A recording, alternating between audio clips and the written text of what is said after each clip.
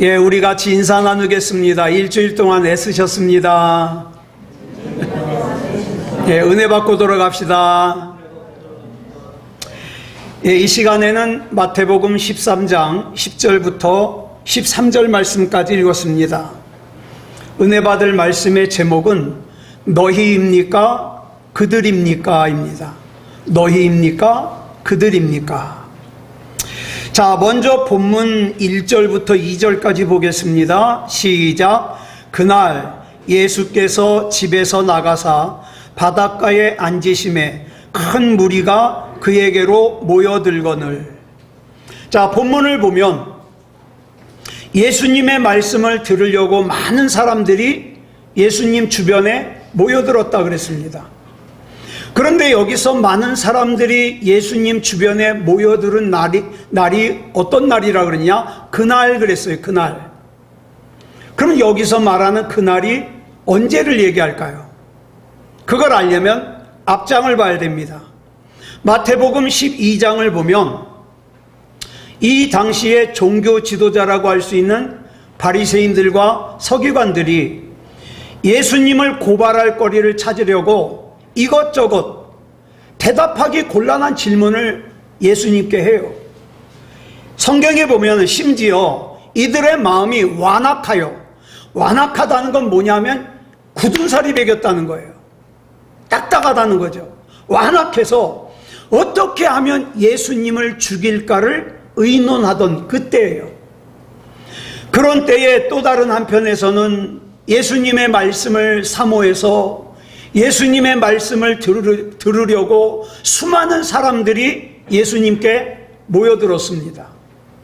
그래서 예수님께서 그들에게 하신 말씀이 뭐냐? 씨 뿌리는 비유예요. 그 여러분 잘 아시는 씨 뿌리는 비유를 다 말씀하시자 제자들이 그 비유가 다 끝난 다음에 제자들이 본문 10절에서 이렇게 예수님께 묻습니다. 시작. 제자들이 예수께 나와 이르되 어찌하여 그들에게 비유로 말씀하시나이까? 자, 여러분 이 말씀 굉장히 중요해요. 언젠가부터 이 제자들은 예수님이 말씀하시잖아요. 그러면 그 예수님이 하시는 말씀이 나에게 주시는 말씀으로 받질 않고 다른 누군가에게 하시는 말씀으로 받았어요. 예? 이렇게 주님의 말씀을 나에게 주시는 말씀으로 받지 않고 다른 누군가에게 주시는 말씀으로 받으니까 지금 예수님께서 말씀하시는 이 씨 뿌리는 비유를 누구 보고 들으라고 하신 말씀인지 궁금한 거예요. 여러분 그럴 때 있잖아요. 설교 들을 때 이 설교는 누가 들어야 되는데. 아니요. 이 설교는 바로 내가 들어야 돼요. 나에게 하시는 말씀이에요. 복 있는 사람은 하나님의 말씀을 들을 때 이 말씀은 나를 위해서 나에게 하나님께서 하시는 말씀으로 들어야 됩니다. 만약 하나님의 말씀을 들을 때 하나님께서 지금 나에게 하시는 말씀으로 듣지 않으면 그 순간 그 말씀은 한낱 성경 지식이 될 수는 있어요. 성경 지식을 하나 더 제공할 수 있기는 하지만 그러나 하나님의 말씀은 되지 못하는 거예요. 나에게 주시는 말씀. 자, 본문 11절부터 13절까지 보겠습니다. 시작. 대답하여 이르시되 천국의 비밀을 아는 것이 너희에게는 허락되었으나 그들에게는 아니 되었나니 무릇 있는 자는 받아 넉넉하게 되되 없는 자는 그 있는 것도 빼앗기리라. 그러므로 내가 그들에게 비유로 말하는 것은 그들이 보아도 보지 못하며 들어도 듣지 못하며 깨닫지 못함이니라. 자, 본문 11절부터 13절까지 보면 예수님께서는 예수님께 모여드는 사람들을 둘로 구분하고 계셔요. 어떻게 구분하셨는가? 말씀을 들을 때 천국의 비밀을 아는 것이 허락된 너희와 암만 들어도 천국의 비밀을 아는 것이 허락되지 않은 그들로 구분하셨습니다. 비슷한 내용인데 마태복음 5장 1절을 보면 예수님께서 예수님을 따르는 사람들을 둘로 또 구분하고 계세요. 누구로 구분하냐? 무리와 제자로 구분하셨습니다. 이 무리와 제자로 구분하는 기준이 뭐냐? 예수님께서 전파하시는 진리의 핵심보다는 그저 예수님이 병 고치시는 게 구경하고 싶어서, 예수님께서 행하시는 기적이 구경하고 싶어서 그냥 예수님 따라다니는 사람들을 뭐라고 해요? 무리라 그래요. 이런 무리의 특징은 그냥 예수님이 행하시는 기적이 구경하고 싶을 뿐이에요. 예수님 따라다니면서 어떤 책임도 안 져요. 어떤 의무도 감당하지 않아요. 반면에 예수님께서 전파하시는 진리에 관심이 있어서 그 진리이신 예수님을 따르면서 희생도 감당하고 헌신도 감당하고 대가를 지불하는 사람들을 예수님이 뭐라 그러셔요? 제자라 그러셔요. 오늘날 교회 안에도 보면 교회만 왔다 갔다 하지 어떤 책임도 어떤 의무도 감당하지 않은 무리 같은 교인이 있는가 하면 자기의 십자가를 짊어지고 주님을 따르며 대가를 지불하는 제자 같은 교인도 있다 이 말이에요. 그렇다 그래서 지금 예배 드리면서 여러분 옆에 있는 사람을 이 사람은 너희일까 그들일까? 이 사람은 무리일까 제자일까? 그거 생각하지 마세요. 그 판단은 하나님이 하시는 일이에요. 단지 여러분이 하실 일은 나는 어디에 속할까? 나는 천국의 비밀을 알도록 허락받은 너희일까? 암만 설교를 들어도 성경을 읽어도 도무지 천국을 이해할 수 없는 그들일까? 나는 신앙생활을 하며 책임과 의무와 헌신을 다하는 제자일까? 아니면 아무런 책임도 없이 의무도 없이 헌신도 없이 교회만 왔다 갔다 하는 무리일까? 나는 누구일까? 이걸 생각해야 돼요. 그런데 오늘 본문을 보면 예수님께서 예수님 주변에 모여든 사람들에게 여러분이 잘 아시는 씨 뿌리는 비유를 말씀하시면서 이 씨 뿌리는 비유의 의미를 아는 것이 허락된 너희와 허락되지 않은 그들이 있다고 말씀하시죠. 여러분 잘 아시는 바와 같이 이 씨 뿌리는 비유에는 4가지 밭이 나옵니다. 근데 크게 나누면 2가지예요. 어떻게 나누는가? 앞에 나오는 3가지 밭, 길가밭, 돌밭, 가시떨기밭은 모양은 조금씩 다르지만 결과적으로는 하나님의 말씀을 받아들이지 못하는 그들이에요. 반면에 좋은 땅은 뭐예요? 하나님의 말씀을 아멘으로 받아들이고 깨닫는 너희입니다. 너희. 그리고 마태복음 5장 1절로 보면 뭐예요? 앞에 3가지 밭은 무리, 뒤에 좋은 땅은 그 제자들, 이렇게 구분할 수가 있죠. 자, 그러면 여러분들이 잘 알고 있지만 우리 잠깐 이 4가지 밭을 한번 다시 복습을 하고 넘어가겠습니다. 이 첫 번째 밭인 길가밭은 그들에 해당하는 밭이에요. 본문 4절에 설명하고 있거든요. 같이 읽어볼까요? 시작. 뿌릴새 더러는 길가에 떨어짐에 새들이 와서 먹어버렸고, 이 길가밭의 특징은 땅이 딱딱하게 굳어 있어요. 원래는 안 그랬어요. 여러분 원래부터 딱딱한 땅이 어디 있겠습니까? 그런데 사람들에게 자꾸 밟히다 보니까 땅이 딱딱하게 굳어졌어요. 다시 말해서 이 사람 저 사람에게 상처를 받다 보니까 땅이 딱딱하게 굳어져서 하나님의 말씀이 스며들지를 못해요. 이미 아시다시피 이 밭은 뭐예요? 마음이에요. 마음.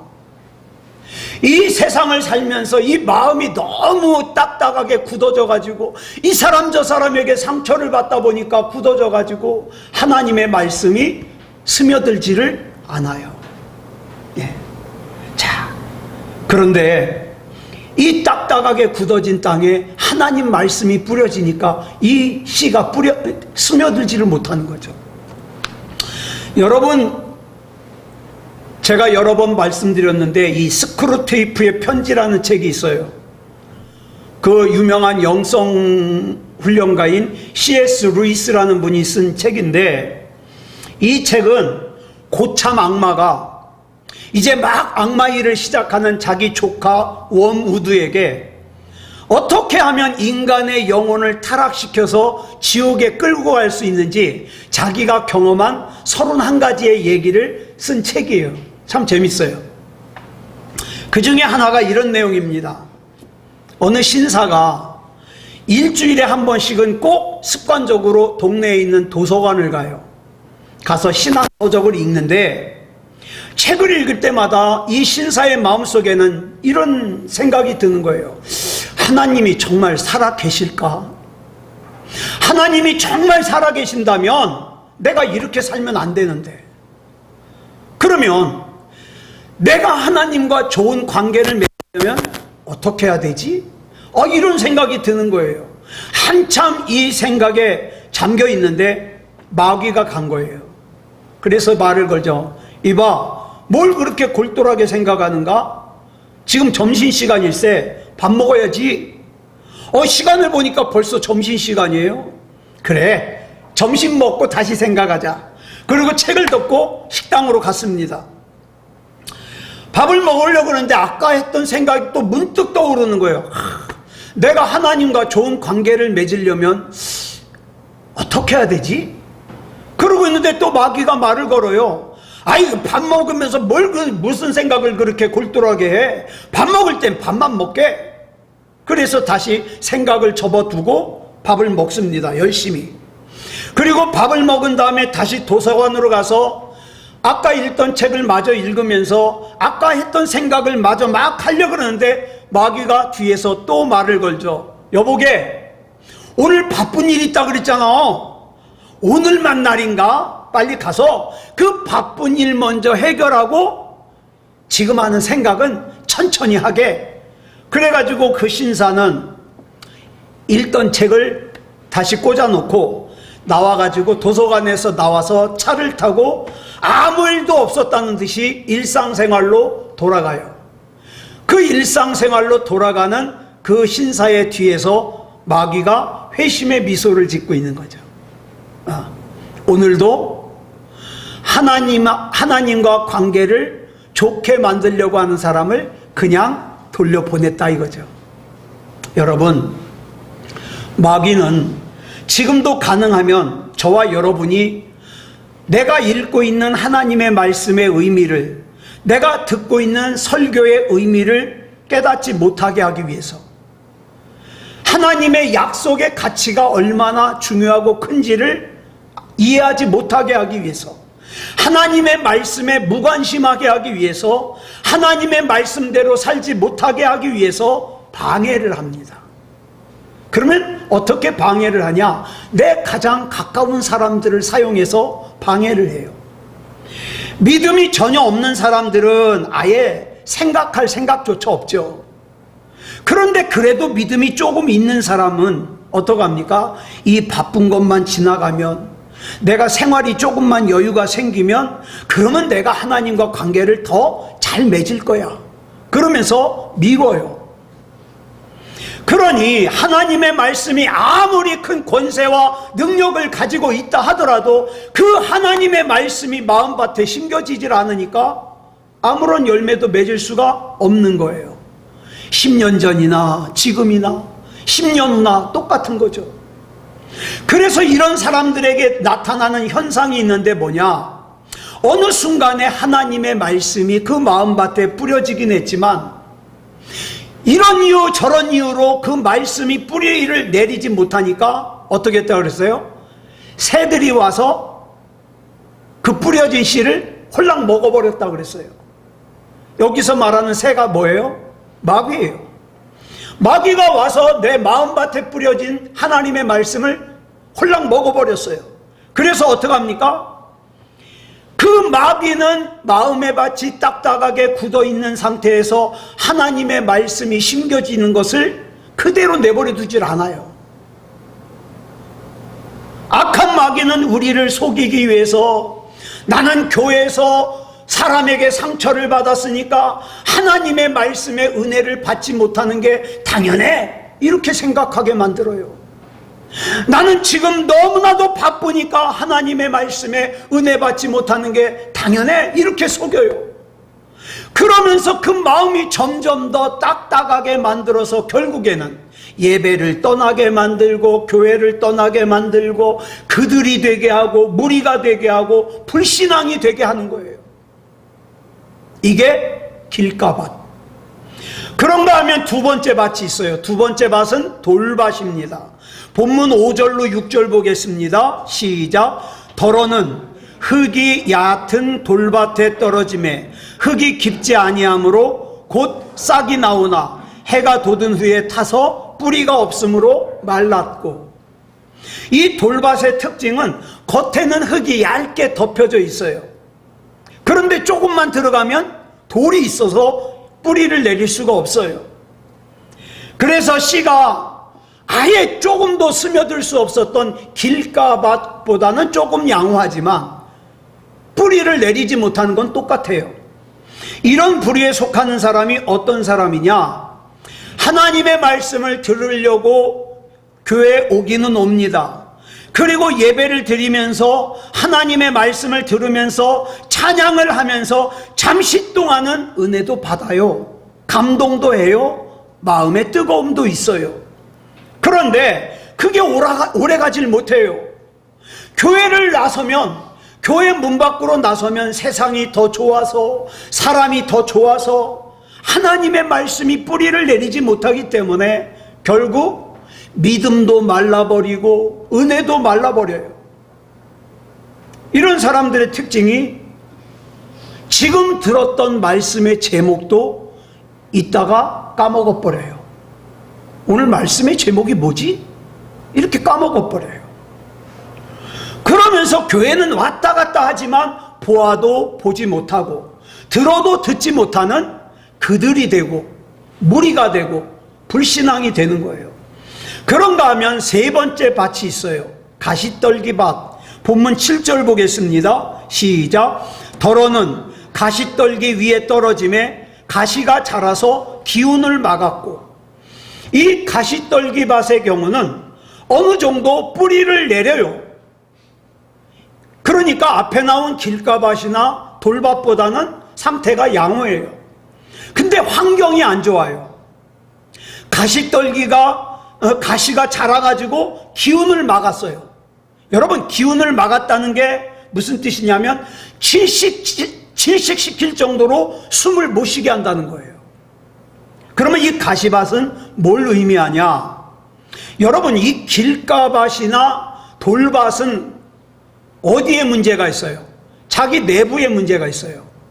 근데 가시떨기밭은 문제의 원인이 어디 있어요? 밖에 있어요. 환경에 있어요. 성경에 나오는 염려를 헬라어로 메림라우라 그러거든요. 근데 이 메림라우가 무슨 뜻이냐? 목줄기를 물어뜯다라는 뜻이에요. 여러분, 동물의 왕국에서 맹수가 사냥할 때 보면 절대 다른 데 안 물어요. 달려가가지고 결국에는 어딜 물어요? 목을 물어요. 그래가지고 숨 막혀 죽게 만들어요. 그런 다음에 먹어요. 마귀도 마찬가지예요. 목줄기를 물어뜯어서 기도도 못하게 해요. 기도를 해야 된다는 건 알아요. 근데 아무리 기도를 하려고 해도 기도가 되지를 않아. 아무리 예배에 집중하려고 해도 집중할 수가 없어. 왜? 가시가 기운을 막으니까. 그래서 염려가 충만하면 은혜가 물어뜯기고 인격이 물어뜯기고 행복이 물어뜯기고 축복이 물어뜯기는 거예요. 예를 하나 드릴게요. 마가복음 10장에 보면 한 부자 청년이 나와요. 이 청년은 진리에 관심이 많은 청년이에요. 좋죠? 그래서 복음에 대해서 알고 싶어서 자기 발로 예수님을 만나러 왔어요. 그런데 이 청년에게 한 가지 문제가 있어요. 돈이 많은 부자 청년이거든요. 그리고 재물에 대한 욕심이 많아요. 내가 예수님을 믿어야 되는 건 아는데 돈이 더 좋아. 내가 예수님을 믿어야 되는 건 아는데 내 자존심이 더 좋아. 더 중요해. 예수님을 믿어야 하는 건 아는데 난 사람이 더 좋아. 예수님을 믿어야 하는 건 아는데 난 노후 준비가 굉장히 중요해. 걱정이 돼. 예수님을 믿어야 되는 건 아는데 내가 먹고 사는 일이 더 중요해. 그래서 예수님을 떠나요. 마가복음 10장 22절을 보면 이 청년이 떠나는 이유가 나오죠. 시작. 그 사람은 재물이 많은 고로 이 말씀으로 인하여 슬픈 기색을 띠고 근심하며 가니라. 예수님을 믿지 않는 게 아니에요. 믿어요. 믿는데 온전히 예수님을 믿고 따르기 위해서는 내가 내려놔야 될 것이 너무 많아. 너무 중요해. 아까워요. 그래서 그것들이 예수님보다 더 중요한 자리를 차지하는 것을 거절하는 거예요. 난 예수님도 좋지만 난 이게 더 좋아. 그래서 예수님을 밀어내요. 예? 이렇게 예수님께서는 가시떨기밭을 설명하시죠. 자, 이 길가밭, 돌밭, 가시떨기밭 이 세 밭을 설명하시는데 이 세 밭의 공통점이 뭐예요? 다 그들이에요. 무리예요. 불신앙이에요.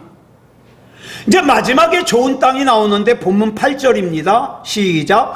더러는 좋은 땅에 떨어짐에 어떤 것은 100배, 어떤 것은 60배, 어떤 것은 30배의 결실을 하였느니라. 오늘 우리 주님께서 이 세상 사람들을 무리와 제자로 구분하시고 그들과 너희로 구분하신다면 나는 어디에 속할까? 굉장히 중요한 질문이에요. 나는 어디에 속할까? 나는 과연 무리에 속하는 사람인지 제자에 속하는 사람인지, 나는 과연 그들에 속하는 사람인지 너희에 속하는 사람인지. 그런데 오늘 본문을 보면 이걸 점검할 수 있는 기준이 두 가지가 나와요. 오늘 이 기준에 여러분 스스로를 한번 점검해 보시기 바랍니다. 그 첫 번째 기준이 뭐냐? 하나님의 말씀을 받아들이는 여부예요. 본문 13절부터 보면 예수님께서 그들이라고 부르시는 사람들의 특징이 나와요. 자, 먼저 13절만 읽어볼까요? 시작. 그러므로 내가 그들에게 비유로 말하는 것은 그들이 보아도 보지 못하며 들어도 듣지 못하며 깨닫지 못함이니라. 첫 번째 특징이 뭐예요? 봐도 보질 못해요. 들어도 듣지 못해요. 깨닫질 못해요. 자, 14절부터 15절까지 보겠습니다. 시작. 이사야의 예언이 그들에게 이루어졌으니 일렀으되 너희가 듣기는 들어도 깨닫지 못할 것이요 보기는 보아도 알지 못하리라. 이 백성들의 마음이 완악하여져서 그 귀는 듣기에 둔하고 눈은 감았으니 이는 눈으로 보고 귀로 듣고 마음으로 깨달아 돌이켜 내게 고침을 받을까 두려워함이라 하였느니라. 여기서 그들로 표현되는 사람의 특징이 뭐냐? 하나님의 말씀을 암만 들어도 깨닫지를 못해요. 그 중요성을 깨닫지를 못해요. 그 능력을 깨닫지를 못해요. 영적인 귀가 닫혀 있으니까, 영적인 눈이 닫혀 있으니까 들어도 못 들어요. 봐도 못 봐요. 이에 비하여 너희에 해당하는 사람들의 특징을 그 다음 이어지는 16절로 17절에서 설명하고 있어요. 시작. 그러나 너희 눈은 봄으로 너희 귀는 들음으로 복이 있도다. 내가 진실로 너희에게 이르노니 많은 선지자와 의인이 너희가 보는 것들을 보고자 하여도 보지 못하였고 너희가 듣는 것들을 듣고자 하여도 듣지 못하였느니라. 자, 여기서 말하는 너희의 특징이 뭐예요? 하나님의 말씀을 들을 수 있는 사람, 하나님의 말씀을 볼 수 있는 사람, 하나님의 말씀을 받았을 때 아멘으로 화답하는 사람, 이런 사람이 너희예요. 그 다음 너희와 그들을 구분하는 두 번째 특징이 뭐냐? 열매를 맺느냐 맺지 못하느냐예요. 자, 좋은 밭은, 옥토는 100배, 60배, 30배의 열매를 맺었다 그랬어요. 오늘 이 씨 뿌리는 비유를 마가복음에도 기록하고 누가복음에도 기록하는데 그 결론, 좋은 땅을 각자 이렇게 설명하고 있어요. 먼저 오늘 본문인 마태복음 13장 23절은 이렇게 설명해요. 시작. 좋은 땅에 뿌려졌다는 것은 말씀을 듣고 깨닫는 자니. 자, 무슨 뜻인지 아시겠죠? 그 다음에 마가복음 4장 20절은 이렇게 설명해요. 시작. 좋은 땅에 뿌려졌다는 것은 곧 말씀을 듣고 받아. 자, 누가복음 8장 15절 시작. 좋은 땅에 있다는 것은 착하고 좋은 마음으로 말씀을 듣고 지키어 인내로 결실하는 자니라. 이 세 가지 결론을 정리하면 이런 결론이 나오죠. 누가 좋은 땅을 가진 사람일까? 누가 예수님의 제자일까? 누가 너희일까? 하나님의 말씀을 받을 뿐만 아니라 하나님의 말씀을 지키려고 애쓰는 사람, 그 사람이죠. 여러분, 예수님께서 마지막 유언과 같이 말씀하신 말씀이 마태복음 28장 20절에 나오거든요. 같이 볼까요? 뭐라고 말씀하셨나? 시작. 내가 너희에게 분부한 모든 것을 가르쳐 어떻게 하라? 지키게 하라. 제가 우리 주님께 받은 사명이 뭐냐? 이창원 목사야, 너는 새소망교회 성도들에게 성경을 많이 얘기해줘서 성경 지식이 많아지게 하라가 아니에요. 말씀 하나를 들어도 지키게 하라. 지키게 하라. 여러분, 하나님 말씀 받았습니까? 그 하나님의 말씀을 지키는 것까지가 좋은 땅이고 너희이고 제자입니다. 그리고 이런 사람들은 열매를 맺어요. 그런데요, 문제가 있어요. 저와 여러분의 마음에는 한 가지 밭만 있는 것이 아니라 네 가지 밭이 동시에 있어요. 네 가지 밭이. 나는 정말 좋은 땅만 갖고 살고 싶은데 좋은 땅만 이 속에 있는 것이 아니라 이 속에는 사람에게 상처를 받아서 길가밭도 있고 또 내 고집 때문에 돌짝밭도 있고 또 왜 그렇게 걱정할 것이 많은지 염려 걱정 때문에 때로는 기도가 안 되는 가시떨기밭도 있고 때로는 하나님이 아니면 안 된다고 부르짖는 좋은 밭도 있고, 그죠? 다 있어요. 다 있어. 여러분은 어떤지 모르겠어요. 네. 자, 그런데 오늘 이 시간 하나님을 예배하는 여러분들에게는 좋은 땅이 차지하는 부분이 클 거예요. 그런데 여러분, 높아심에 말씀드리는데 이거 기억하세요. 여러분 조금만 방심하면요, 저와 여러분도 그들이 돼버려요. 무리가 돼버려요. 예? 저는 이런 사람들 많이 봤어요. 예배는 안 드려요. 예배는 안 드리는데 누군가 당신의 종교가 뭡니까? 라고 물어보면 기독교라고 대답을 해요. 예배에 참석도 안 하면서 당신의 종교는 뭐요? 기독교래요. 자긴 예수 믿는데요. 기도하지 않으면서도 당신의 종교가 뭐냐고 물어보면 기독교래요. 여러분, 제가 계속 여러 번 강조하는데 마태복음 7장 22절 이거 기억해야 됩니다. 예수님에게 어떤 사람들이 와가지고 그래요. 주의 이름으로 내가 선지자 노릇을 했다고, 주의 이름으로 내가 귀신을 쫓아냈다고, 주의 이름으로 내가 많은 권능을 행했다고 이렇게 예수님께 말씀드려요.